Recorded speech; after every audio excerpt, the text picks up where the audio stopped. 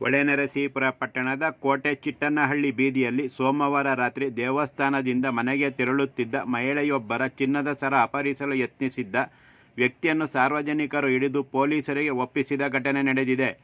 ಸೋಮವಾರ ರಾತ್ರಿ 7:30 ಸಮಯದಲ್ಲಿ ಮನೆಗೆ ತೆರಳುತ್ತಿದ್ದ ಮಂಜುಳಾ ಅವರ ಕತ್ತಿನಲ್ಲಿದ್ದ ಚಿನ್ನದ ಸರವನ್ನು ಹಿಂದಿನಿಂದ ಬಂದ ವ್ಯಕ್ತಿಯೊಬ್ಬ ಕಿತ್ತಿಕೊಳ್ಳಲು ಯತ್ನಿಸಿದಾಗ ಮಹಿಳೆ ಸರವನ್ನು ಗಟ್ಟಿಯಾಗಿ ಹಿಡಿದು ಕೂಗಿಕೊಂಡಿದ್ದಾರೆ.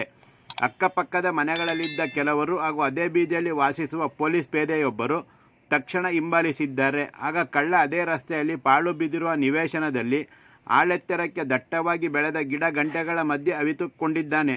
ಇದನ್ನು ಮನೆ ಒಳಗಿನಿಂದ ನೋಡಿದ ಮಹಿಳೆಯೊಬ್ಬರು ಇದರೊಳಗೆ ಯಾರೋ ಓಡಿ ಹೋದ ಹಾಗಾಯಿತು ಎಂದು ಜನರೆಲ್ಲ ಅದರೊಳಗೆ ಹೋಗಿ ಹುಡುಕಿ ಅವಿತಿದ್ದ ಕಳ್ಳ ಜನರಿಗೆ ಸಿಕ್ಕಿ ಹಾಕಿಕೊಂಡಿದ್ದಾನೆ. ಜನರು ತಕ್ಷಣ ಪೊಲೀಸರಿಗೆ ತಿಳಿಸಿ ಪೊಲೀಸರು ಬಂದು ಕಳ್ಳನನ್ನು ಹಿಡಿದು ಠಾಣೆಗೆ ಕರೆದುಕೊಂಡು ಹೋಗಿ